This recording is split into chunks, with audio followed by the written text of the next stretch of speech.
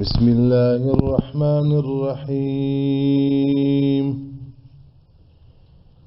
يا أيها الذين آمنوا كتب عليكم الصيام كما كتب على الذين من قبلكم لعلكم تتقون. الله جل جلاله في قرآن عظیم شان کې راته فرمایي وایي مؤمنانو په تاسو باندې ما یو حکم او پر تاسو باندې مې یو عمل فرض کړی دی چې هغه یو روژه ده،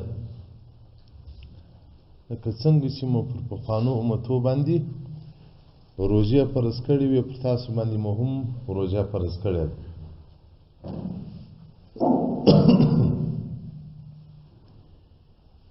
نو موږ هغه عبادت ته روان یو لکه روژه او د رمضان میاشت. الله جل جلاله دغه میاشت موږ ته راکړې ده او په دې کې الله جل جلاله هغه څه موږ ته راکوي چې په نورو میاشتو کې موږ لاسته نشو راوړلی. رسول الله صلی الله علیه وسلم وایي وایي سید الشهور سردار د میاشتو هغه د رمضان میاشت او سید الایام سردار د ورځو د جمعې ورځ ده. نو هغه د میاشتو سردار په کال کې یو وار پر موږ راځي او هغه سردار د ورځو په میاشت کې څلور وار راځي د جمعې ورځ.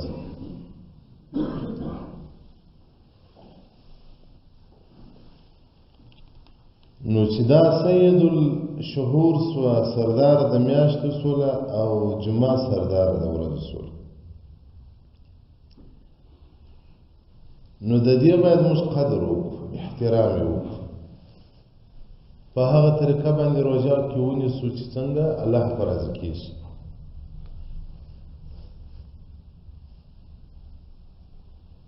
رسول الله صلی الله علیه وسلم فرمایي وایي چې د رمضان د میاشتې اوله شپه را داخله شي فتحت ابواب الجنان د جنتو دروازې خلاص شي، کلها ټولې دروازې.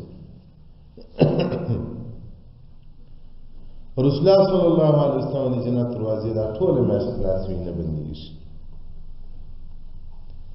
او الله غږ وکړي ویا طالب الخیر، ای د شو طلب کوونکي انسانه پر شو مخک، او ای سرکشه انسانه، ای بدبخت انسانه چې هغه کافران مراد دي، هغه خلک چې روژه نه نسي. الله جل جلاله وایي تاسو د ځانو سره ظلم وکړي. الله جل جلاله آیا څوک شته چې زه بخښ ورلره وکړم؟ آیا څوک شته چې زه د یو غړي هغه څه ورکړم؟ آیا څوک شته چې توبه راته وکړي زه توبه قبوله کړم؟ او الله جل جلاله پر وخت باندې د روژې مات زر انسانان د اور څخه ازادي چې هغه مستحقین د دوزخ. او سلمان فارسی رضی الله تعالی عنہ فرمایي و رسول الله صلی الله علیه وسلم د برات د میاشتې په اخري ورځ باندې امت ته پیغام پرې شوی. د رسول الله صلی الله علیه وسلم په زمانه کې چې به یو حکم د الله له طرفه رالی، یا به د روژې میاشت رالی، یا به نور څه، حضرت بلال صاحب اذان وکړي، که به ماپښین و که به غرمه و هر ټیم چې به صحابه کرامو چې به اذان واورېدې مسجد نبوي ته ځانونه رارسول. بیا به رسول الله صلی الله علیه وسلم بارک هغه بیان ورته وکړي چې دا پېښ ده. سلمان فارسی رضی الله تعالی عنہ وایي رسول الله صلی الله علیه وسلم د برات په اخرو ورځو کې نصیحت وکړي او بیا دا خبره وکوله رسول الله صلی الله علیه وسلم پر تاسو باندې یو غټه میاشت را روانه ده چې هغه رمضان میاشت فيه لیلة القدر، په دغه میاشت کې یو شپه د قدر او د عزت ده، هغه خیر من الف شهر، تر زرو میاشتو خیر ده. قرآن راته وایي لیلة القدر خیر من الف شهر.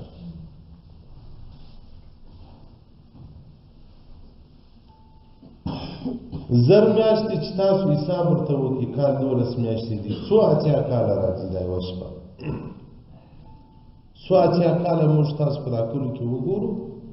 یو سپینږیری به څو اتیا کالو ته رسېږي نور دې خواته مرو نو دغه یوه شپه کې الله د څو اتیا کالو اجر و ثواب راکړي څو اتیا کاله چې زه او ته ژوندي یو څه عبادت کومه بندګي موږ کړې چې څونه ویښ د غونې بیده یو موږ د غونې لمونځ موږ نه کوو که د غونې چې موږ غږیر نو په درې اتیا کال کې موږ د 2 کلو سم عبادت نه دی کړی او په دغه یوه شپه باندې الله جل جلاله د څو اتیا کالو عبادت اجر راکړي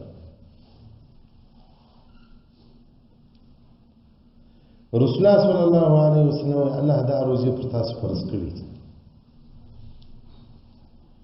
او د شپې عبادت لکه تراویح لمونځ کې کول نور نفلونه کول دا نفل رسول الله صلی الله علیه وسلم من تقرب فيه بخصله که څوک په دغه میاشت کې الله ته جندي په یو ښه کار سره خیرات کې وکړي ذکر کې وکړي نفل کې وکړي رسول الله صلی الله علیه وسلم دومره اجر لري لکه په بله میاشت کې چې فرض عبادت وکړي بله میاشت کې فرضي لمونځ په روژه کې نفلي لمونځ ومن ادى فريضه که چا فرضي عبادت په رمضان په میاشت کې وکړي لکه په بله میاشت کې چې 80 واره فرضي عبادت وکړي دومره اجر ثواب لري رسول الله صلی الله علیه وسلم دا شهر الصبر د صبر میاشت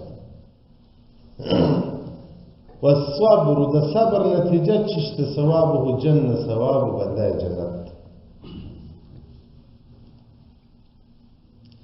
هو شهر مواسات دا د برابرۍ میاشت ده نارینه او ښځه کې برابر د دواړو خولې بند دي دا هغه میاشت ده چې د مؤمنانو ورځ کې ذبح کېږي او په دې میاشت کې که چا روژه ټینګ ته روژه مات ورکړي الله جل جلاله د یوه عمرې اجر و ثواب ورکړي دا میاشت د صبر ده موږ خو یوازې نس صبر کړي شی نه خوله مو بیا ایله کړي سترګې مو ایله کړي په دغه میاشت کې به سړی خوله صبر کوي د بعضو خبرو ځکه رسول الله صلی الله علیه وسلم که د یو چا در سره جنګ شو ښکنځل یې درته وکول د رمضان په میاشت کې ته ورته وایه انس وایه منظر روزتیان د خپله روژه مه خرابوه زموږ د خو په نور کال کې جنګونه نه کوي په رمضان په میاشت کې پښتانه به را سره ولیدلي جنګونه او روژې اخیسته او د غوږو به صبر یې سروز به نه خاورو د سترګو به صبر یې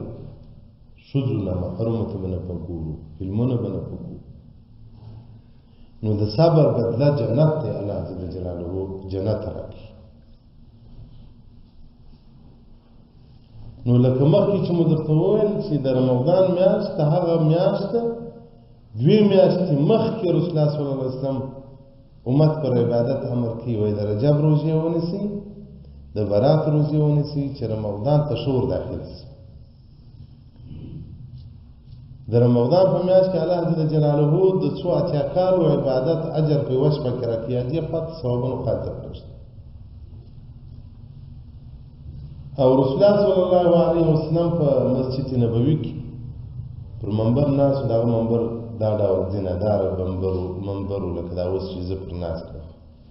رسول الله صلی الله علیه وسلم چې دا یوې زینې ته پورته شول امین پر دا بله زینه چې یې پښه کښېښول امین پر درېیمه زینه چې یې پښه کښېښول امین بیا صحابه کرامو پوښتنه ورڅخه وکړل یا رسول الله تا امین امین وایو دی چمې کوله کله چا سره چې ګډ رسول الله صلی الله علیه وسلم ورته وویل جبرائیل علیه السلام راغی چې زه نصیحت ته پورته کېدلم ولې هلاک دی بیا هغه څوک چې مور و پلار ځینې مړي شي او دی جنت نه کې ځین پیدا والمال امین هلاک دی هلاک دا معنا چې پر هره شرع د کفر ورلې ورلې مور و پلار جنتان دغه 2 جنتان چې سړی لري په دنیا کې سړی لاسه نه راوړي دغه نه هلاک و زامن مور و پلار کم ادب کم حقوق او رسول الله صلی الله علیه وسلم بارک الفضل د سپیری دغه چا هلاک دی بیا هغه څوک چې رمضان میاشت ورباندې تېره سي دی ونه بخښل سي په دغه میاشت کې الله سړی بخښي دی سړی بخښي لکه له مورې چې سړی پیدا سي څومره پاک دا علاوه سړی بخښل کېږي او که په دې میاشت کې سړی نه وبخښل سي نو په نور میاشت کې نو بیا په یوه چا مو هلاکه وبخښل سي دغه د مغفرت میاشت ده د بخښې میاشت او درېیم رسول الله صلی الله علیه وسلم الفضل د سپېراوي هلاکت وي هغه چا لره چې زما نوم یاد کړل سي او دوی پر ما باندې درود نه وایي نو دغه د عبادت فصلونه چې الله موږ ته راکړي دي موږ یې باید قدر وکړو د دې میاشتو قدر و د دې ورځو قدر دا موږ ته اوس نه معلومېږي چې په کفن کې کښېښو کرونا وور قبر ته شو واصلو بیا به دلته زموږ دا ځای نه خلاصېږي خو موږ دماغ ټول په دې کې مصرف کړی دی په دې انرژي کې څنګه روپۍ ډېرې کړم څنګه تر قریبو تر تربورو تر همسایهو تر پلانکي پر مخ ولاړ شم په دنیا کې آخرت خو یاد د رسول الله صلی الله علیه وسلم مبارک یو صحابي د ابي درداء نومېږي حضرت عمر رضی الله عنه هر جمعه چې د جمعې لمونځ به وسو راووت یو لیا ابي درداء څه وخت ډوډۍ راته کوي درته لیا مېرمنې ډوډۍ درته کوم ته صبر میاشتې تېرې شوې ابي درداء ډوډۍ نه کوي بل ورځ امیرالمؤمنین ورغلې دروازه یې ور وټکول یا ابي درداء مېلمه یم راغله دور خدای دې انو پر څه دې الله وکړي ډوډۍ ستا هغې نیمه وه چې ډوډۍ د روژې ماته پاره پټه کړې ده ول هغه راوړه نو هغه یې راواخته په ډبره یې وټکوله په اوبو کې یې واچوله د امیرالمؤمنینو مخ ته کښېښود عمر ورته نو چې دا ډوډۍ ولیدلې ویې ژړل د ابي درداء دا فکر شو چې زما پر غریبي یې وژړل باره یې ورته وویل یا امیرالمؤمنین مه ژاړه دا حالت ما خپله د الله څخه غوښتي دي ما خوب لیده یو ملایکه په خوب کې راته وایي چې درې دعاې وکړه الله یې قبلوي د یو ځای چې راپورته شوم فکر مې وکړ چې دا دعاې به زه څنګه دعاې وکړم او دا خوب څه ډول خوب دی نو وایي د تهجد لمانځه بعد رالم او رسول الله صلی الله علیه وسلم په مسجد نبوي کې دی هغه ته مې وویل چې ما داسې خوب لیدلی دی یو څوک راسي وایي درې دعاې وکړه الله یې قبلوي رسول الله صلی الله علیه وسلم الحق خوب دې لیدلی دی هره دعا چې کوې ویې کړه ابي درداء راته وویل یا رسول الله زه دعا نه کوم زما ته وکیل ته دعا راته وکړه رسول الله صلی الله علیه وسلم لاس پورته کړي ویل یا رب ابي درداء دې مسکین کې چې تر قبره پورې بیا موړ نس ونه وي والمال امين یا رب ابي درداء دې مسکین کې چې تر قبره پورې موړ نس ونه ویني دې دومره مسکین والمال امين رسول الله صلی الله علیه وسلم یا رب ابي درداء دومره مریض کی چې تر قبره پورې روغ ورځ نه وویني المال امين او رسول الله صلی الله علیه وسلم یا رب ابي درداء په جنت کې زما ملګری کی المال امين نو ابي درداء او حضرت عمر صاحب ته وایي چې دا دوه شان خو مې ولیده هم مسکین سوم هم مریض سوم دا دریم په انتظار یم چې د رسول الله صلی الله علیه وسلم ملګری دی یا عمر بن خطاب امیرالمؤمنین فرما ما ژاړه دا حالات ما خپله د الله څخه غوښتي امیرالمؤمنین ورته پر تا نه ژاړم پر ځان ژاړم مخکې زه هم دغه یم لکه ده دا هغه وچه ډوډۍ په اوبو کې مې خوراک اوس امیرالمؤمنین څومره ماښام و سهار ګوله لنده پیدا کېږي نو د مسلمانانو باید توجه ټول آخرت ته وي دغه دنیا بیخي ناچیزه دنیا ده موږ په دغه کوچني ژوند کې په دې فاني دنیا باندې هغه ابدي ژوند ولري خراب وای دغه دنیا په قبر کې د یو په من سپی په دا ګرمي کې د بعضې سپیان خراب سوي د بدن یې ټپونه کړي او چنجان کې پټ شي د دنیا حقیقت وای په اصل کې دا ډول په من سپی دی او رسول الله صلی الله علیه وسلم وایي جیفه مرداري د دنیا رسول الله صلی الله علیه وسلم دا دنیا که په نیز د الله د غماشي د وزر قدر درلودې کافر ته بیا نه ورکوه او امام شارانی رحمت الله علیه وایي دنیا دوه حالته لري، حلالها حساب حرامها عقاب. حلال دنیا حساب دی الله دې ورکړي، حرام دنیا عذاب دی. نو زموږ ټول فکر او سوچ په دغه کې دی چې دنیا څنګه راځي او رزق تقسیم دی چې کوم رزق زموږ خولو ته لیکل سوی، که په زندان کې هم به ستا خولې ته درځي، که په مسجد کې هم به، که په مدرسه کې هم، که په کور کې هم رزق تقسیم سوی. نو وایي په هغه شي پسې مه سرګردانه کېږه چې هغه تا ته په ازل کې لیکل سوی دی. په هغه شي پسې مه سرګردانه کېږه چې الله یې ذمواري اخیستې ده، الله وایي زه رزق درکوم. د هغه شي کوشش وکړه چې الله مسؤلیت درکړی دی چې عبادت یې وکړه. نو د رمضان میاشت د عبادت میاشت دی را روانه ده، موږ باید ځانونه ورته اماده کړو. دا سوچونه کې وکړو زموږ خو اوس په خړې بلاولې کې سترګې چې ولې روحافزا بوتل به څنګه پیدا کوم، پیشلمۍ او روزمات به څنګه کوم، پر څو بجې به راکښنم، سهار خوب به څنګه کوم، چکه به څنګه کوم. په دغه کې باید ترتیب ونیسو چې رمضان په میاشت کې به زه کم خیرونه کوم، د رمضان په میاشت کې به کم عبادتونه کوم، قرآن عظیم شان تلاوت به په کم وخت کې کوم، د اولاد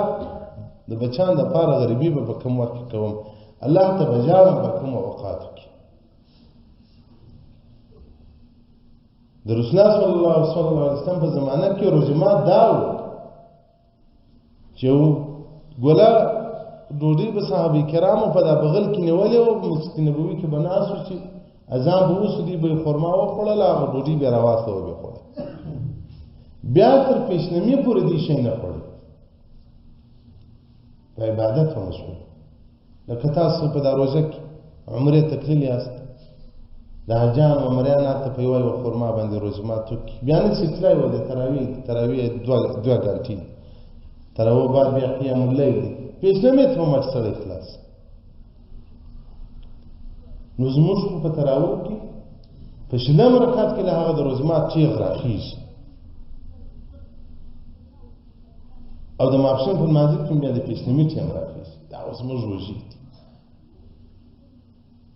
نو روژه کې باید سړی ځان الله ته وقف کړي،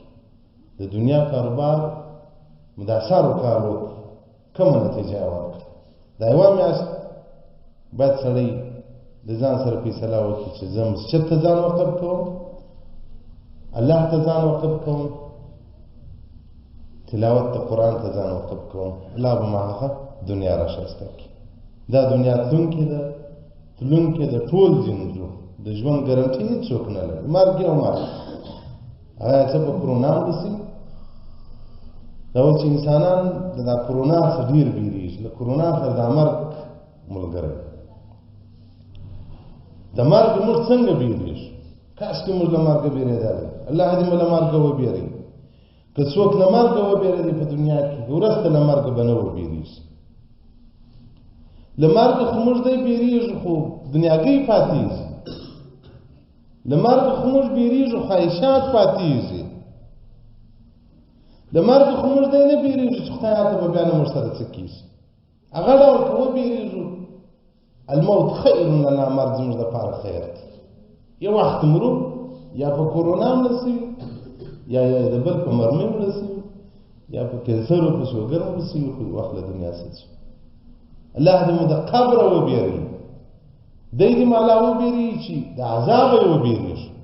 نه د دې څخه چې الله اولاد پاتېږي، الله په دنیا او کاروبار پاتېږي. دا ډول بېره تاوان ده، دې ته طول الامل وایي. دغه بېره ګټه کوي چې د رسول الله صلی الله علیه وسلم په زمانه کې وایي چې مړی به وسو، د دې مړي قریب چا نه سوی پېژندلی چې هغه پلانکي حاجي صاحب مور وفات سوی، په دې وجه یې نه سوی پېژندلی. دا ټولو صحابه کرامو به ژړل، هغو پر دې ژړل چې ټولو زموږ په کور دی، هغه مو قبر دی، هغه مو اخرنی سرای دی، ور روان یو. دا خپل لار ته به کتل چې زه هم پر دې قدم باندې ځم. نو ځکه صحابه کرامو مرګ ته هوا کېدله، له مرګه بعد ابدي ښه زندګي ورته میلاوېدله. او موږ چې هلته مرګ ته وارخطا دي، د دنیا خواهشات رسه پاتېږي او په ګناهو باندې باري، چې څومره درنېږو د غومره هغه منزل ستړی کېږي او چې څومره سړی سپک وي بار یې سپک وي مزل اسانه وي الله دې ما اخري مزل لا ته اسانه کې او سره واغله